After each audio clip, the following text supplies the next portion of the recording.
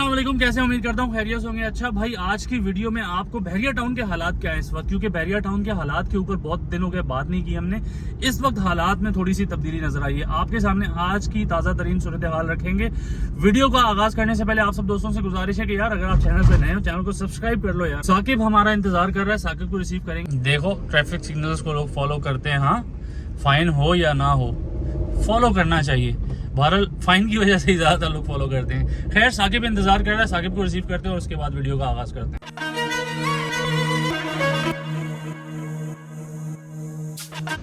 भाई हमें साकिब भाई ने ज्वाइन कर लिया है। साकिब भाई कैसे हैं? ठीक है। स्क्वायर आप बताएं। ठीक है। आज आप बहुत देर से आए साकिब भाई, क्या वजह? संडे था ना, आँख नहीं खुली थी। अच्छा, संडे था। वीडियो आपको एक दिन लेट ही मिलती है, तो आप ये नहीं सोचना कल संडे नहीं होगा, कल मंडे होगा। साकिब भाई, इस रोड पे हम लोग क्यों आ गए इस जगह पे? इस रोड पे हम लोग आए थे एक ऑफिस को देखने के लिए। एक ऑफिस को देखने के लिए? जबरदस्त ऑफिस है। मैं तो हैरान हो गया साकिब भाई, 30 लाख रुपए में ऑफिस यार।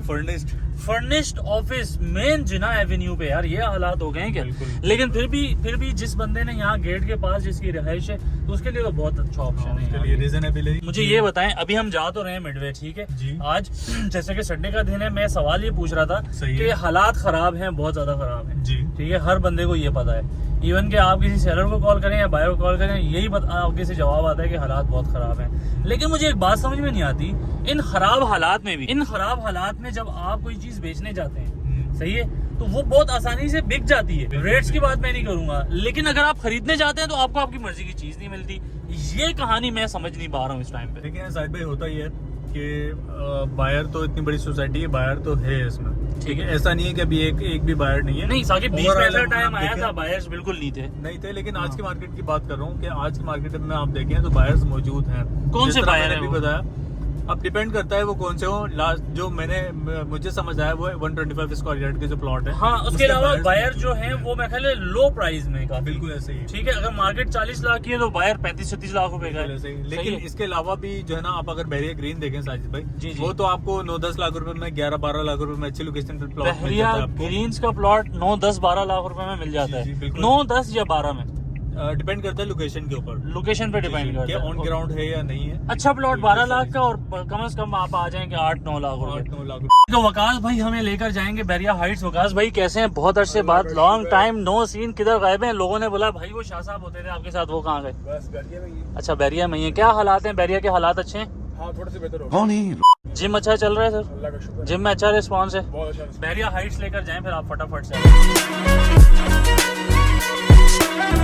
इसको कहते हैं बहरिया हाइट्स। बहरिया हाइट्स जिसकी तामीरात अगर आप देखें तो आपको दुबई तर्ज की तामीरात ये नज़र आती हैं। इसकी ताज़ा तरीन क्या सूरत हाल है ये आपको बताएंगे, लेकिन साथ साथ एक बड़े मज़े की आपको मैं बात बता दूँ कि यहाँ पर आपको उन पैसों में अपार्टमेंट मिल जाता है। 2 कमरों का अपार्टमेंट तकरीबन 1150 स्क्वायर फीट का अपार्टमेंट मिलता है, जिन पैसों में आप प्लॉट लेने के लिए जा रहे हैं। आज बहरिया हाइट्स हम लोग आए थे भाई। साकिब भाई, साकिब भाई, अच्छा वकास भाई हमारे साथ हैं।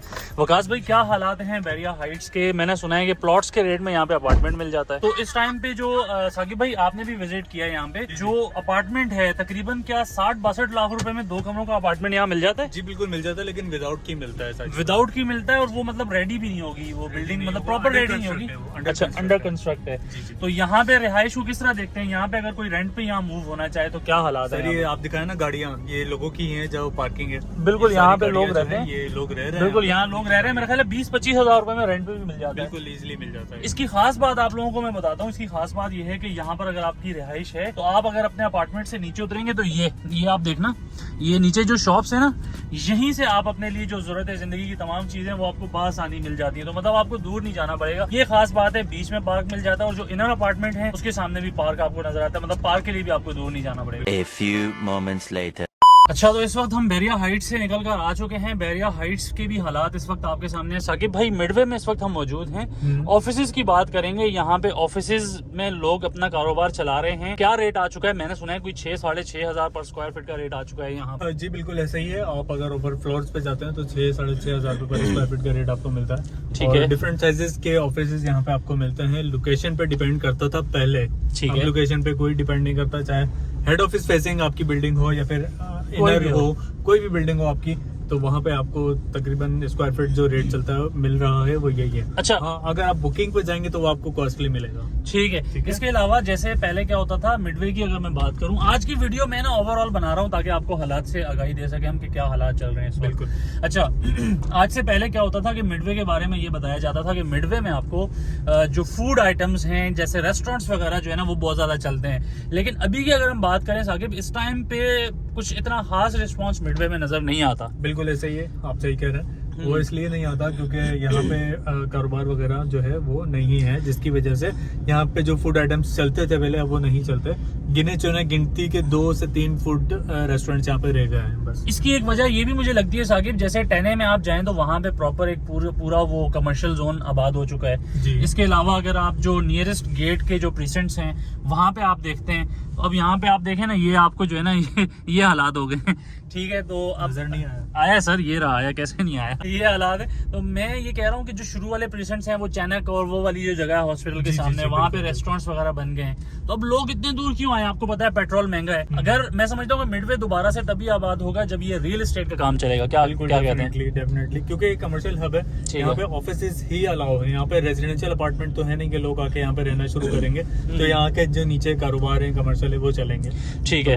अच्छा, बिजनेस नहीं है तो नीचे भी बिजनेस नहीं है। अच्छा, इसके अलावा ओवरऑल मैं बात करूं, सबसे पहले जब भी मार्केट स्टार्ट होती है तो 125 गज का जो प्लॉट होता है उसमें बाइंग स्टार्ट होती है। ऐसा ही है। तो इस टाइम पे क्या 125 गज का जो रेट है, अब लोग कह रहे हैं कि यार हालात बेहतरी की तरफ जा रहे हैं, लेकिन मैं देख रहा हूँ कि हर कुछ अरसे बाद रेट्स में कमी आ रही है। बिल्कुल आ रही है, और क्योंकि ये भी कहा गया था कि भाई इलेक्शंस जैसे करीब आते जाएंगे उस तरह से मार्केट अच्छी होती जाएगी, बाइंग सेलिंग होती जाएगी, और कुछ हमें नजर भी आया बनिस्बत पिछले हालात में। ठीक है, लेकिन अब डिपेंड ये करता है कि अगर इलेक्शंस हो जाते हैं, इलेक्शंस के बाद तो डेफिनेटली हमने पास्ट में यही देखा है हमने कि इलेक्शन के बाद हालात सही होते हैं। मैं आपको एक बात बताऊं, जब तक आप ये टैक्सेस देखें, टैक्सेस आपके सामने हैं, टैक्सेस इतने ज्यादा बढ़ा दिए गए हैं, और जब तक इंटरेस्ट रेट कम नहीं होता तब तक मुझे नहीं लगता कि रियल एस्टेट, देखें अब बहुत सारे लोग इख्तलाफ करेंगे, वो बोलेंगे कि यार बाइंग सेलिंग तो हो रही है। देखें, एक परसेंटेज है पाकिस्तान में, वो परसेंटेज है ऐसी कि उन्होंने घर लेना है अपने लिए, उन्होंने घर बनाना है अपने लिए, वो नहीं खत्म हो सकती है, चाहे इंटरेस्ट रेट इससे भी ज्यादा हो जाए, इससे भी डबल हो जाए। अभी मेरा ख्याल है 20% से ऊपर है। बिल्कुल ऐसे। ठीक है, अगर आप हालात देखते हैं तो एक टाइम था जब आप 1 करोड़ का प्लॉट लेते थे तो कुछ टाइम बाद वो 1.25 करोड़ का हो जाता था। आज अगर आप 1 करोड़ का प्लॉट लेते हैं तो कुछ टाइम बाद वो आधी कीमत पे आ रहा है। स्पोर्ट सिटी विला को देखें आप यार, 350 गज का विला, 350 गज का, मतलब आप प्लॉट भी लें तो समझे कि उसी कीमत में आपको वो विला मिल रहा है। आज आपको बिल्कुल शुरू में पहली दूसरी तीसरी स्ट्रीट में आपको 2 करोड़ का विला मिल रहा है यार। तो ये हालात इस टाइम पे हैं प्रॉपर्टी के। ये हालात सिर्फ और सिर्फ बैरियर टाउन के नहीं है, सिर्फ और सिर्फ ऐसा नहीं है कि बैरियर टाउन के स्पोर्ट सिटी के नहीं है या अली ब्लॉक के नहीं है, ये हालात रियल एस्टेट के ओवरऑल आपको नजर आ रहे हैं। अच्छा, मुझे एक दोस्त है, उन्होंने मशवरा भी दिया था, वो पता है क्या कहते हैं? वो ये कहते हैं अगर आपका प्लॉट नुकसान में है तो इस टाइम पे नुकसान में बेच दें उसको। वो उन्होंने इसलिए कहा, वो ये कह रहे थे कि यार आप एक काम करें, मिसाल के तौर पे आपने 1 करोड़ का प्लॉट लिया था और आज वो 60 लाख रुपए का है, तो आप 60 लाख रुपए का बेचें, 40 लाख का नुकसान हुआ। मैंने कहा हाँ ठीक है। फिर उसके बाद उन्होंने कहा कि आप प्लॉट ले लें, दो प्लॉट ले लें, जो कि आपको तकरीबन मिसाल के तौर पे आपको 25 लाख के 2 प्लॉट मिल जाते हैं। ठीक है। अच्छा। अब वो जो 25 लाख वाला प्लॉट है ना, वो कम से कम 50 से 60 लाख रुपए से कम हुआ है। 25 लाख वाला 25 वाला 50-60, जैसे आप 23 में चले जाए ना, जी जी, तो वो 50-55 से नीचे आया वो। तो जैसे ही हालात बेहतर होंगे तो ये जो डिफरेंस है, आपका जो नुकसान है वो पूरा का पूरा मार्जिन क्लियर कर देगा। तो एक ये वाली भी कैलकुलेशन लोग करते हैं। इस तरीके से भी मुझे दोस्त ने मशवरा दिया, मुझे भी काफी हद तक बेहतर लगा। हाँ यार, अगर आप नुकसान में हो तो उस प्रॉपर्टी को बेच के आप कोई और बिलो द मार्केट सस्ती चीज लेके आप अपना नुकसान कवर कर सकते हो। लेकिन साकिब भाई, यहाँ पे बहुत सारे हमारे दोस्त ये भी कहते हैं कि यार आपका तो रियल एस्टेट का काम है, आप तो लाजमी सी बात है यही बोलोगे ना कि बाइंग करनी चाहिए। देखिए, बाइंग करनी चाहिए, ये फंस गया सीएम। बात को वो समझेगा जिसकी इन्वेस्टमेंट बहरिया में हुई भी है, वो हम आपको आइडिया दे रहे हैं। अब किसी की इन्वेस्टमेंट ही नहीं होगी बहरिया में जी, तो उसको इस बात से क्या कोई इंटरेस्ट ही नहीं होगा उसको इस बात में। उसने सिर्फ कमेंट्स ही देने होंगे। तो इसीलिए हम कोशिश करते हैं कि आपको एक ऐसा मशवरा दें जिसके ऊपर अमल करते हुए आप अपने नुकसान से बाहर निकलें। तो साकिब भाई, ये हालात हैं बैरियर टाउन में इस वक्त। सेल परचेज के और बाकी मामला भी आपके सामने रखने की कोशिश की। बैरिया हाइट्स भी हम लोग इसीलिए गए ताकि आपको ताज़ा तरीन अपडेट वहाँ से भी दे दें। तो खैर, किसी भी किस्म की क्यूरी, क्वेश्चन या सवालात के लिए आप हमारे स्क्रीन पर दिए गए नंबर्स पर रब्ता कर सकते हैं। नेक्स्ट वीडियो तक सैयद साजिद हुसैन शाह और मेरे दोस्त मोहम्मद साकिब खान को इजाजत दीजिए। अल्लाह हाफिज।